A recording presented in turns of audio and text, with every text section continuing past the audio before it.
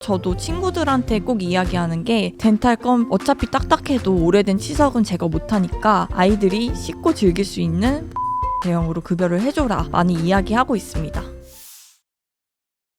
여기도 덴탈검, 저기도 덴탈검. 강아지 간식을 사려다 보면 자주 보이는 덴탈검. 뭔가 우리 아이 치석도 플라그도 다 제거해줄 것 같고 양치질 싫어하는 우리 아이 치아 건강을 챙겨줄 것처럼 보이죠. 과연 이런 덴탈검들이 강아지들 치아 건강에 얼마나 도움을 주는지 궁금하실 텐데요. 저는 반려동물 영양제를 직접 연구하고 판매하는 리브펫의 임요빈입니다. 저와 함께 보러 가시죠. 치아에 얇은 플라그나 오래된 치석들이 있는데 이런 치석들이 딱딱한 덴탈검을 먹다 보면은 제거할 수 있다고 이야기합니다. 두 번째로는 입냄새 제거인데요. 껌을 씹는 동안 음식물 찌꺼기가 같이 소화되면서 입냄새가 줄어든다고 이야기하고 있습니다. 이런 덴탈검을 씹다 보면은 잇몸을 자극하고 잇몸을 강화시키기도 하는데요. 그래서 노령견, 치아가 약한 강아지 전용으로도 소프트한 제형의 덴탈검도 나오기도 합니다. 이게 그래서 조금 100% 치석 제거가 된다, 100% 입냄새 제거가 된다라고 이야기하기에는 다소 애매해요. 일단 치석 제거 됩니까?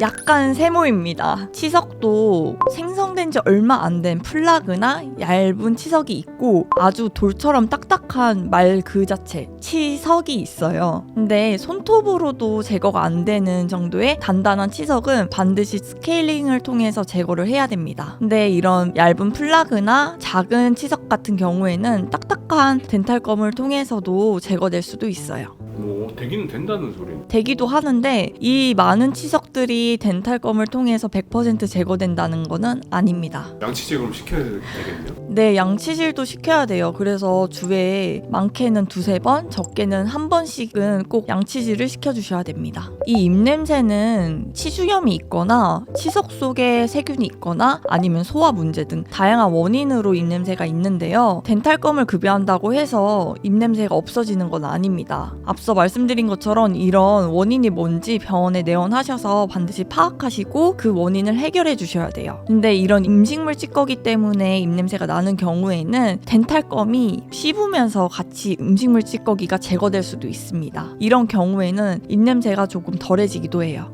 덴탈검이 오히려 치아 사이에 끼어서 냄새를 유발할 수도 있지 않을까요? 그게 음식물 찌꺼기가 된다면 그럴 수도 있죠. 덴탈검을 급여한다고 해서 양치질 안 시키는 건 절대 금물이고요. 반드시 양치질을 주에 1번씩은 꼭 시키셔야 합니다.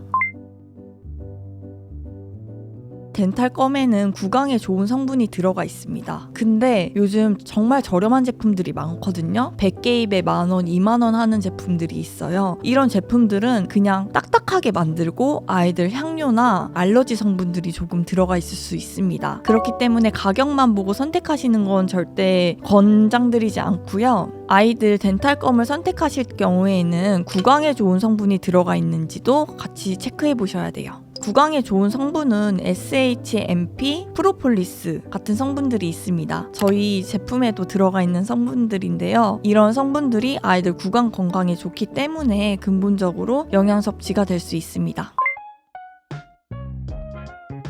일단 첫 번째로는 아이들 많이 먹였을 때 소화가 안 되는 경우가 있어요. 시중에 많은 덴탈검들이 되게 딱딱하게 만들어져 있거든요. 근데 아이들은 이빨이 사람처럼 이런 어금니가 없기 때문에 제대로 못 씹습니다. 그렇기 때문에 이런 딱딱한 덴탈검을 제대로 씹지 않고 통째로 삼키는 경우가 있어요. 이때 소화불량이 나오고 아이들 소화되는 과정에서 위나 식도에 상처를 입히기도 합니다. 그럼 과도하게 많이 준다라는 개념이 얼마나 주는 게 많아요? 사실 제품 뒤에 보시면은 권장 급여량이 정해져 있거든요. 체중별로 나뉘어져 있으니 그 급여량을 지켜서 급여하시는 게 가장 좋습니다. 일부 껌들에는 닭고기나 돼지, 소, 밀가루 등 이런 알러지 유발 성분이 들어가 있을 수 있습니다. 먹고 나서 아이가 계속 피부를 긁거나 눈물 자국이 생긴다면 알러지 반응이니 전성분을 꼭 확인해 보세요. 그래서 이렇게 알러지 반응이 생기면은 그 제품을 중단하시고 병원을 가보시길 추천드리고 있습니다. 너무 딱딱한 덴탈검은 아이들 치아 건강에 부정적인 영향을 미칠 수 있는데요. 치아가 약한 강아지나 치아가 흔들리고 있거나 유치가 있는 강아지들은 오히려 딱딱한 덴탈검을 먹고 사고로 이어지는 경우가 있습니다. 잇몸에서 피가 날 수도 있고 소화시키다가 위와 장에 상처를 낼 수도 있어요. 사실 저도 소형견, 노견을 키우는 입장에서는 조금 딱딱한 제품보다는 소프트한 제형의 제품을 추천드리고 있습니다. 실제로 저희 펫페어에서 많이 만나는 고객님들은 소형견 보호자분들이 많으신데요. 이런 딱딱한 덴탈검을 이제 온라인에서 좋다고 해서 구매를 하셨다가 실제 급여를 했는데 아이 치아가 부러지는 사고를 겪으셨거나 아니면 아이가 씹지 못하는 경우 저희 제품을 한번 보시고 나서 꾸준히 급여하시는 분 굉장히 많으세요. 저도 친구들한테 꼭 이야기하는 게 덴탈검 어차피 딱딱해도 오래된 치석은 제거 못하니까 아이들이 씹고 즐길 수 있는 부드러운 제형으로 급여를 해줘라 많이 이야기하고 있습니다.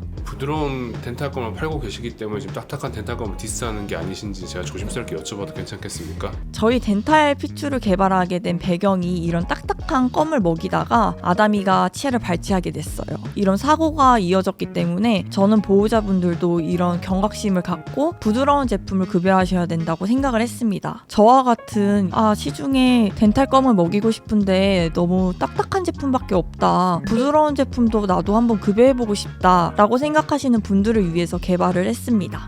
젊고 힘이 넘치고 막 그런 애들 있잖아요. 걔들은 딱딱한 거 씹어도 되지 않아요? 그런 친구들은 사실 나무도 씹어먹기 때문에 딱딱한 것도 잘 먹을 수 있어요. 다만 저는 아이들이 젊을 때도 있지만 나이도 들어가면서 보호자 입장에서 그래도 좋은 거 주고 싶고 아이가 좋아하는 것도 주고 싶은 마음이 있잖아요. 그 마음 때문에 개발한 제품이기 때문에 이런 저와 같은 이제 상황에 놓인 보호자분들이 좀 찾으시기 좋은 제품입니다. 이 제품이잖아요. 네네 맞습니다. 1분 간 자유롭게 공부할 수 있는 시간 드릴게요. 저희 제품은 이렇게 단일 포장되어 있어서 아이들 이제 뭐 나들이 나가시거나 하실 때 편의성이 있고요. 딱딱하게 붙는 것을 막을 수 있습니다. 저희는 굉장히 소프트합니다. 이게 10중돌기로 만들었기 때문에 이 사이사이에 아이들 치아, 이물질을 제거할 수 있게끔 만들었어요. 대형견의 경우에는 사실 이걸 통째로 급여하기도 하고요. 아니면 양치질 싫어하는 날에는 사이사이에 치약을 짜서 급여하기도 합니다. 기호성이 좋기 때문에 아이들이 치약을 싫어해도 잘 급여를 할 수 있습니다. 가위도 필요 없고요. 손으로 이렇게 찢을 수 있어요. 그래서 저는 아다미탄이 먹일 때는 이렇게 11번에 나눠서 급여합니다. 제가 앞서 말씀드렸다시피 과도한 급여는 아이들 소화장애를 일으킬 수 있다고 말씀드렸잖아요. 하나를 가지고 두 아이한테 나눠서 급여하고 있습니다. 저는 완벽한 치석 제거까지는 안 되지만 이 10중돌기로 아이들 음식물 찌꺼기까지는 제거할 수 있다 정도로 생각하고 급여를 하고 있습니다. 저희 제품을 급여했다고 해서 완벽히 스케일링을 대체할 수 있다 이거는 아니고요. 그냥 아이들이 양치질 하기 싫어하는 날 급여하면서 치아 건강도 챙겨주고 있습니다.